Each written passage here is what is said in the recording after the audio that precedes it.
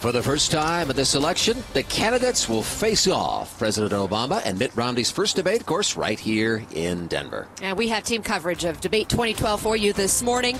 We're out here outside the Magnus Arena where the debate itself will happen later tonight. Our Tyler Lopez is inside a nearby building in the media room as he's covering an angle for us as well there. And our own Eric Lufer's out and about on the road so he can tell you how to get around some of these detours, some of these roadblocks. There are going to be lots of changes this afternoon if you get out on the roads. And Dale Cedars is something that's called Debate Fest. It should be a great gathering where lots of people can gather and watch the debate live for free if they got a ticket. Right now, it's all about the preparations. Today, both candidates will get their first look inside the arena at the big stage. A lot of weight's been put on this first face-off between the candidates. So tonight's debate could sway some voters, which both candidates, quite frankly, need right now. Take a look at the new national poll out. This is for the new National Journal poll. The candidates both at 47% this morning. In the past weeks, they have been as much as 6 points apart. And tonight could be a difference maker. 7 News reporter Tyler Lopez live inside the media room next to Magnus Arena. And Tyler, there is a lot riding on this debate.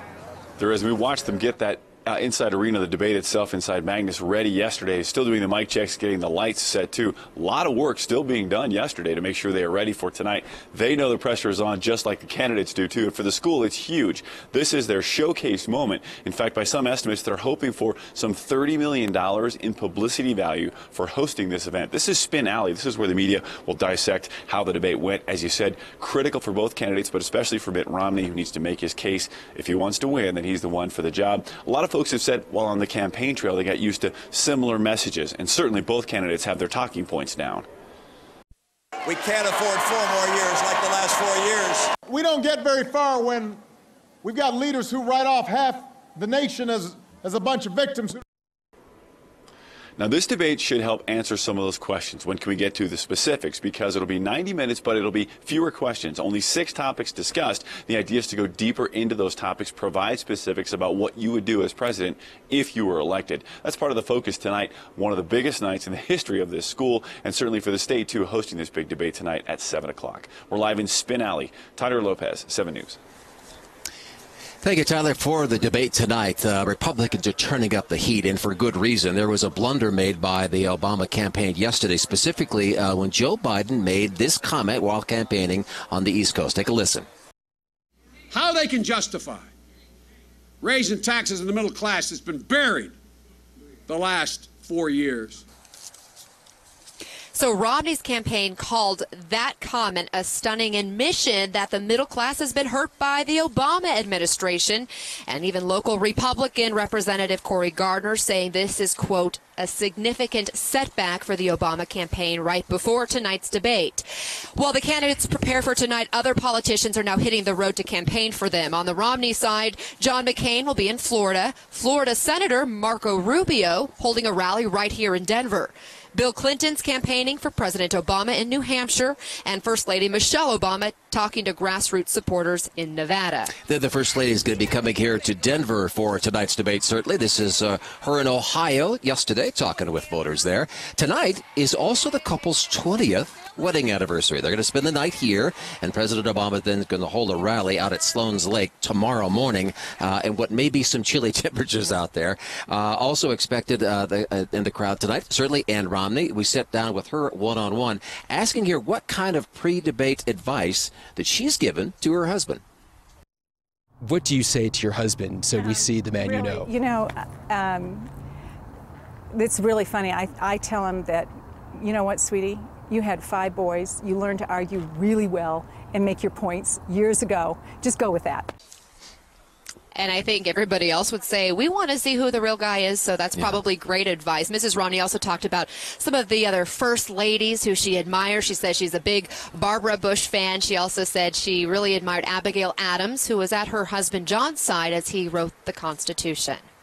Let's head inside now to Lisa and Jason with a check of our weather and traffic on an important day for our state and the nation. Yeah, very important day. And weather, of course, is going to change just in time for all of that. This morning, a beautiful start. We have temperatures in the 50s in most neighborhoods. Denver 51, Longmont 55, Littleton right now 56, Boulder a very mild 62 degrees. A cold front is going to hit tonight, but we'll still see a pretty warm day before that front hits. Denver today a high of 82, Fort Collins 78, Parker 80, Aurora 80, and Brighton today 83 degrees. We'll see these numbers by 3 o'clock this afternoon, and then everything cools down from there. You'll find plenty of sunshine this morning, a little increase in cloud cover by 3 o'clock, and then by 6 o'clock, gusty winds. In fact, those winds coming in out of the north between about 15 to 30 miles per hour with some even stronger gusts. That because of the cold front that's going to drop our temperatures significantly tonight. By 10 o'clock, we're talking upper 40s and a chance for a few light showers. We're not going to see much in the way of moisture, but again, it's going to be that temperature drop.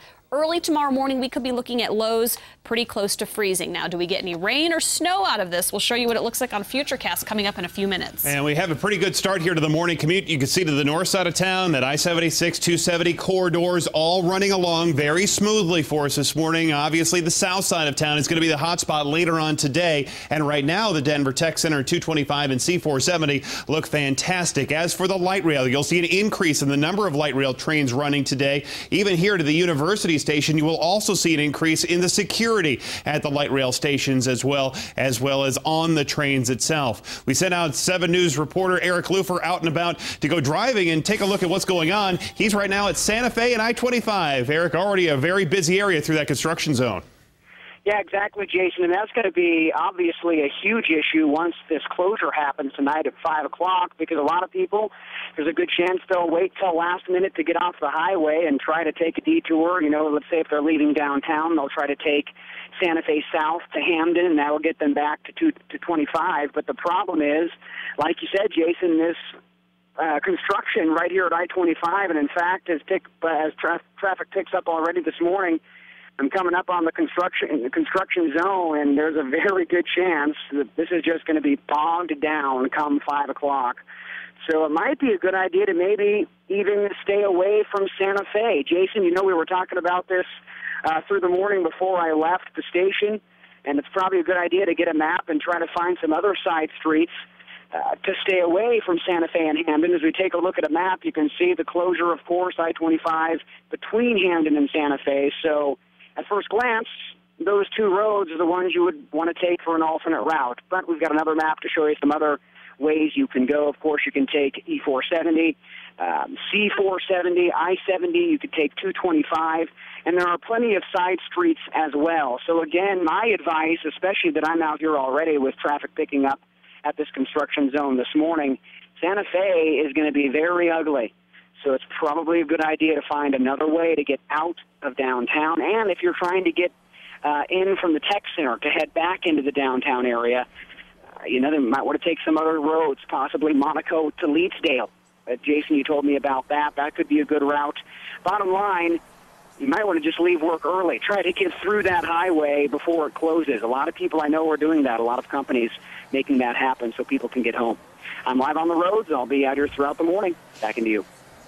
Well, hopefully everything goes smoothly out there. Thanks, Eric, for the update. Now, the debate itself was invite only. Not everyone was lucky enough to get tickets to the big debate, but DU is hosting a viewing party for several thousand students. Yeah, about 7,500 people. They're going to be students, their alumni, their faculty, their staff, their area residents. They get to watch the debate live in kind of a neat political party. They call this the Debate Fest. It's just a few blocks from here, in fact, and it's free, but you do need a ticket. Unfortunately, those tickets are already sold out, but Dale Cedars is there this morning with a preview of what you can expect if you're heading to Debate Fest today. Dale?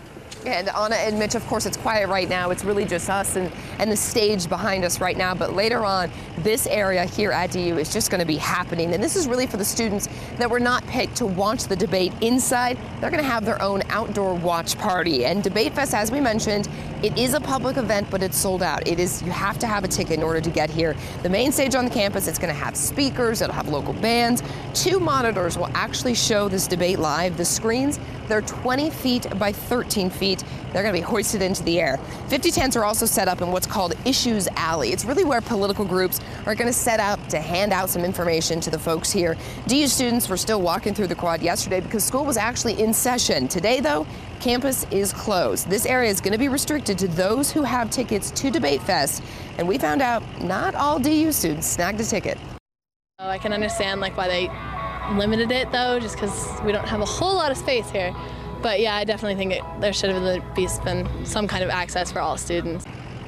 Now, the event coordinator tells 7 News that they actually had it includes you. Offered this up to the students about a month to register ahead of time. After that, though, tickets were only offered to staff, alumni, and nearby residents. We found out that the reason the tickets weren't actually offered statewide, well, this lawn, as you can imagine, it's not that big. It can only handle about 7,500 people. So we're going to be out here pretty much all day. I'll be out here emceeing the Debate Fest later on this afternoon, right around 3:30. We're going to have more for you coming up. And 7 News will be live here at DU all day long. You can see the debate live tonight on Channel 7 starting at 7 o'clock. We'll also have a special edition following the debate with analysis that will wrap up around 9, followed by 7 News at 10 o'clock.